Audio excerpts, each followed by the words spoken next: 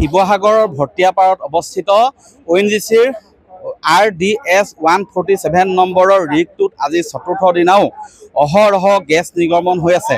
এই গেছ নিৰ্গমন ৰোধ কৰাৰ ক্ষেত্ৰত বা ৰিগটো নিয়ন্ত্ৰণলৈ অনাৰ ক্ষেত্ৰত ONGC এই মুহূৰ্তলৈকে চূড়ান্তভাৱে ব্যৰ্থ হৈছে।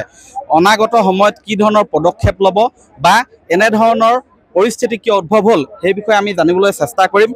ONGCৰ এগৰাকী উচ্চপদস্থ বিষয়া ইতিমধ্যে আহিছে, আমি তেওঁৰ পৰা জানিবলৈ চেষ্টা কৰিম। অকণমান হয়, প্ৰতিজন মানুহৰ হাতত ৱেল কণ্ট্ৰলাৰ এওঁ মই চিনি পাইছোঁ মিষ্টাৰ ফুকনৰ মিছেছ, মিষ্টাৰো involve in oil field.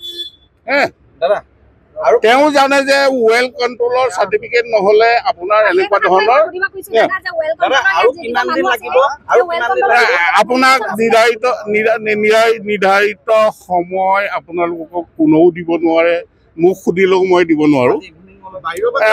We are hope as soon as possible আমি যাতে ৱেলটো কণ্ট্ৰল কৰিব পাৰোঁ।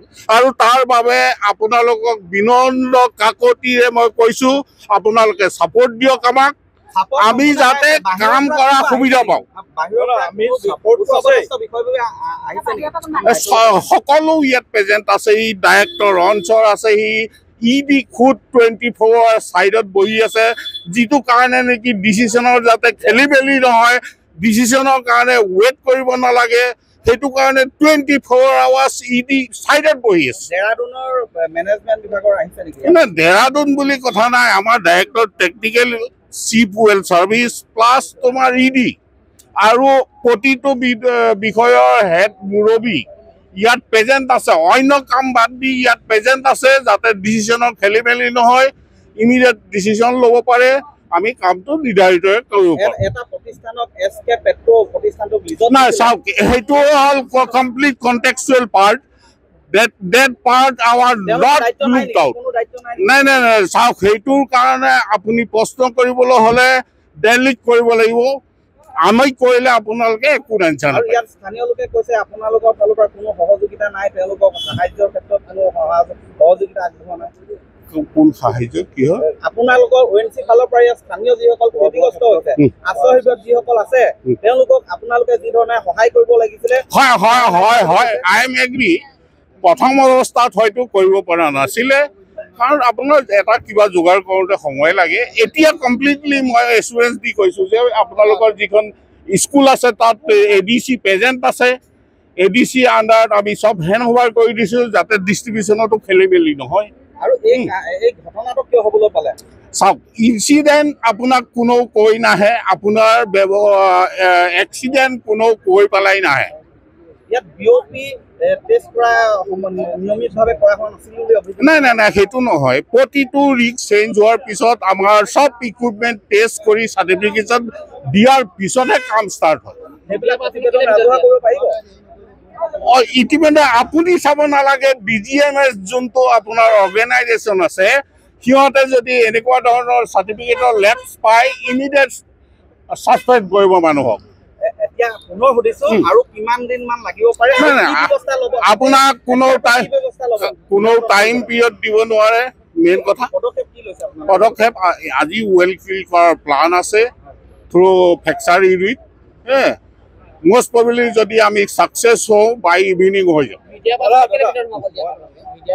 নাই মিডিয়া আমাৰ চাওক, ইয়াত পাৰ্টিকুলাৰ এৰিয়া এটাত আমি আপোনালোকক ৰেচপেক্ট কৰোঁ, সেই এৰিয়াটোক আপোনাক ইম্পৰ্টেঞ্চ দিব নোৱাৰোঁ। আমি ছেফটি মেজাৰ লৈয়ে ইম্পৰ্টেঞ্চ দিব লাগিব।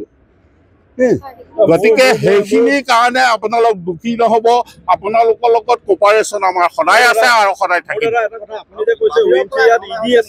ডাইৰেক্টৰ আছে, হাই লেভেল অথৰিটি আছে, অথৰিটি থাকি কি লাভ যদি 3 দিন ধৰি 72 ঘণ্টা সময় কৰি যোৱাৰ পিছত যদি গেছ নমাব নোৱাৰে? আপুনি টাইমিং নকৰিব।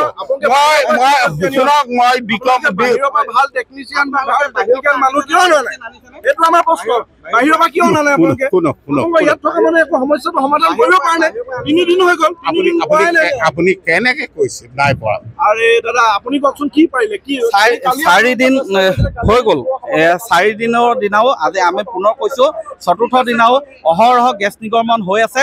আৰু আজি পুনৰ ৱেল কিলিং কৰিব বুলি তেওঁলোকে সদৰি কৈছে এগৰাকী বিষয়ববীয়াই ONGCৰ আৰু সন্ধিয়াৰ ভাগলৈ হয়তো এই গেছ নিৰ্গমন ৰোধ কৰিবলৈ সম্ভৱ তেওঁলোকে কৰি তুলিব বা ৰিকটো নিয়ন্ত্ৰণলৈ আনিবলৈ সক্ষম হ'ব বুলি তেওঁলোকে সদৰি কৈছে অনাগত সময়ত লক্ষণীয় হ'ব তেওঁলোকে যি বৰ্তমান আশ্বাস দিছে সেই আশ্বাস কিমান বাস্তৱত ৰূপায়িত হ'ব সেয়া পৰৱৰ্তী সময়ত আমি লক্ষ্য কৰিম আপুনি বিচৰা বাতৰি পাব কেৱল নিউজ 18 এপত নিউজ 18 এপ ডাউনলোড কৰিবলৈ স্ক্যান কৰক এই QR কোড গুগল প্লে ষ্টৰতো পাব এই নিউজ 18 এপ